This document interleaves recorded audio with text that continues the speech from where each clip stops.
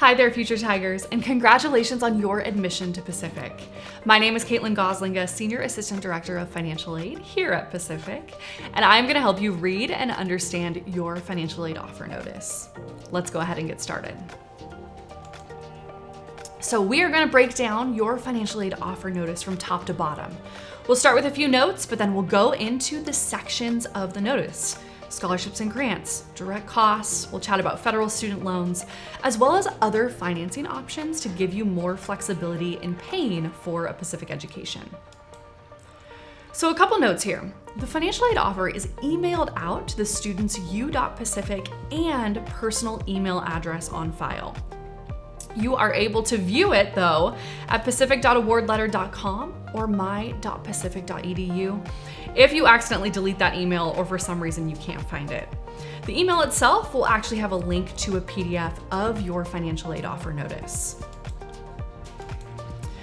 Now parents, we of course love to connect with you, but there are federal privacy regulations that sometimes can prohibit us from giving you specific information about your student's financial aid eligibility. In that case, if you have got questions and you want to connect with us, we would ask that your student fill out a signed FERPA release form. Students, you can find this form through a link at the bottom section of the financial aid offer email. You can also locate it on the financial aid section of the Pacific website. All right, so let's jump into the offer notice. The first section here goes over student scholarship and or grant eligibility. Just as a disclaimer, this aid offer we are looking at is a student who does not have any need-based grant aid. So we'll see here only the scholarship eligibility. But if you have any federal, state, or institutional grants through filing the FAFSA and through that eligibility, you will also see those funds here at this section. So keeping in mind, every student's financial aid offer letter is going to be individual to you. Now we see this aid is broken up into the fall and the spring semesters. And then we also see the annual value, right?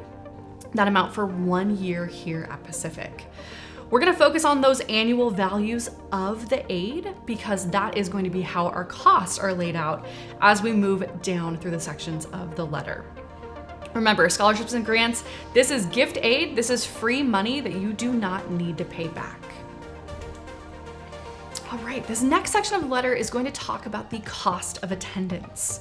Now, the cost of attendance is typically broken up into two categories. We have direct costs versus indirect costs. Now, you might be wondering what the difference is between a direct or an indirect cost. Direct costs are things you are going to see on a bill at Pacific.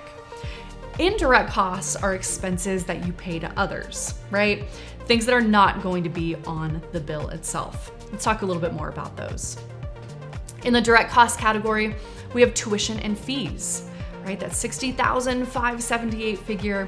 That is for a student who's enrolled full-time in both semesters and includes all of the student body fees, right? The things that let students join clubs and organizations, go to the fitness center, and get health care on campus. We also have room and board, right? This is known as food and housing. This estimate here, that $18,000 figure, that's a rough estimate based on a standard 2-person dorm room and our largest meal plan offered at Pacific. That's our 21 meal plan. Now, if you're not a breakfast eater, or maybe if you plan on heading home some weekends, right, for a home cooked meal if you are somewhat local, maybe that 21 meal plan is not the right fit for you. There are smaller meal plans available, with the 15 meal plan typically being the most common. So keep in mind that food and housing cost can be subject to change based on your own personal choices.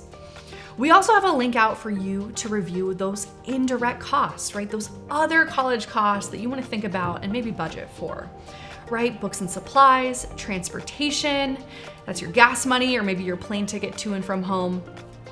Along with that would be miscellaneous and personal expenses, right? Your cell phone bill, shampoo, conditioner, deodorant, all of our daily living costs. But what this letter does is it looks just at the direct costs.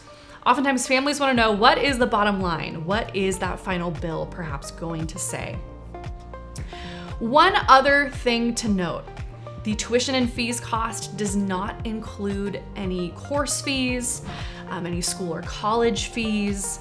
Along with that, it also does not include the cost of the school health insurance. However, just want to note, all students are automatically charged for the school insurance unless you have your own insurance coverage and you do a health insurance waiver.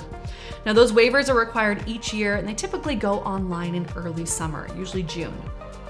If you want more information about the health insurance policies or the plan itself, simply search health insurance at the pacific.edu website. Now, let's take a look at this orange bar here, the one that says net cost after gift aid is applied. You don't even need to grab your phone calculator. This letter is going to do this for you. It's going to take those direct costs. It is going to subtract out your grants and or scholarships, right? So we can see the direct cost above has already been automatically reduced by this student's scholarship eligibility. Now, the next section of the letter is going to talk about federal student loans. Brand new first-year students can borrow up to $5,500 in federal student loans for their first year at Pacific. Just a couple notes about federal loans. You don't need to make any payments until 6 months after graduation. So that gives you some time to get settled, start working, do whatever you're going to do before you have to make that first official payment. Now, we know the idea of borrowing federal loans, especially if maybe you're borrowing for the first time, can be a little bit scary, right? A little bit of anxiety. But again, you don't need to pay those back until you've started working, right, after graduation. Same thing if you go to grad or professional school. You don't need to make payments on those. Think of loans as an investment you can make in your future, right? A way that you can pay for your education over an extended period of time after you've gotten that great job or career that you're starting. So if you're thinking about borrowing federal loans, the letter will do some additional costs for you, right? It will take that loan amount and subtract it from that direct cost, subtract all those grants and scholarships. So you can see here, this orange bar, the cost has been reduced a bit with those federal loans. So that way you can take those two orange bars and you can make a decision if you're planning on borrowing or not. Now, this next section of the letter talks about Pacific's 2-year residential living requirement. So we would love for all students to live with us their entire time they are here at Pacific. And believe it or not, there's some research that has gone into this. Students that live on campus are more connected, they have better grades, and they have a higher chance of graduating, right? Those are all things that are really important to us here in the Pacific community. However, we do know that there may be some circumstances that could prevent a student from wanting to live with us on campus, especially some financial concerns. So if that is you, we would love for you to indicate that through the Tiger Connect portal. Let us know that you may have some financial or other concerns, and we'll follow up additionally with some more information on next steps. If you want to know more about the housing options on campus, check out the residential life and housing section of the website. You can also contact their team. There's a link here on the notice. All right, this next section of the letter is going to talk about different options to help you have some more flexibility in paying for any of those remaining costs in those orange sections that we covered. First things first is the payment plan. Now, of course, you can make one lump sum payment at the start of every term, but that's not always realistic for most families, right? Especially if you're using your earnings, right? We get paid twice a month typically. A payment plan can help you pay each month over the course of the year. Each semester has a 3 or 5 month plan option. So this is where you do need to grab that phone calculator. Take those orange bars, right? Take that dollar amount, whether the amount with loans or without, divide that by 6 or by 10 to give you an idea of what the monthly payment would be on the payment plan. Another option for students to consider if eligible is federal work study. Now, this is a need-based aid program, so that does mean that not every student is going to be eligible. However, if you are eligible for this resource, you will see a dollar amount in this section of the notice. Federal Work Study is an earn-as-you-go program. It helps you find part-time job opportunities on campus.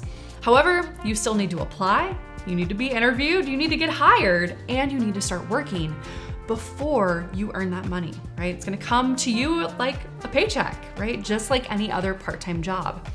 Now you can take those earnings, you can put them back toward your payment plan, or you can use them for your other educational expenses, right? Those books and supplies, pizza for your late night study sessions, those types of things. Now, one note about work study.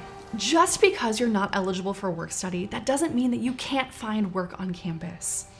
You'll want to check out the Handshake portal through Pacific's website. That's where all of the jobs are posted. And you want to filter specifically and look to see, does the job you're applying for require you to have work study or not? So that'll help you start your job search there.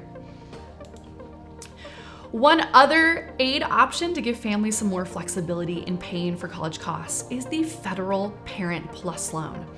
Now, this is a federal loan that is in the parent's name only, that they can borrow to help with their students' educational costs. A couple notes about the Parent Plus loan. It is a credit-based loan, so that does mean you need to submit an application. That application opens officially on April 15th, so save that date. And a couple notes here about borrowing limits. Parents, you can borrow up to $20,000 per year for your student.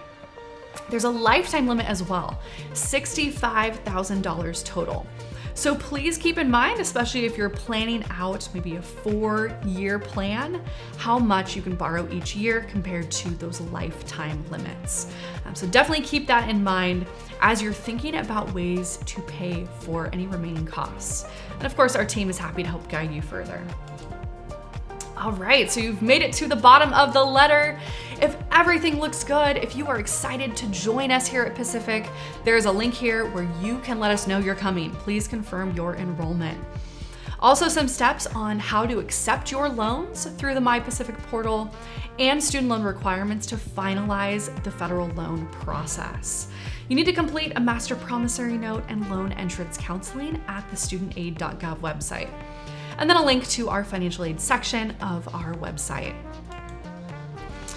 All right, we know you may have some specific questions that we didn't cover today. So if that is the case, I would certainly encourage you to get in touch with our team. We operate on a walk-in or call-in basis, so no appointment is necessary. You can give us a call at 209-946-2421. Our team is also located in Knowles Hall, directly behind Burns Tower off of Pacific Avenue. You can also send us an email as well, financialaid@pacific.edu. We look forward with connecting you. And again, congratulations on your admission to Pacific. Thank you.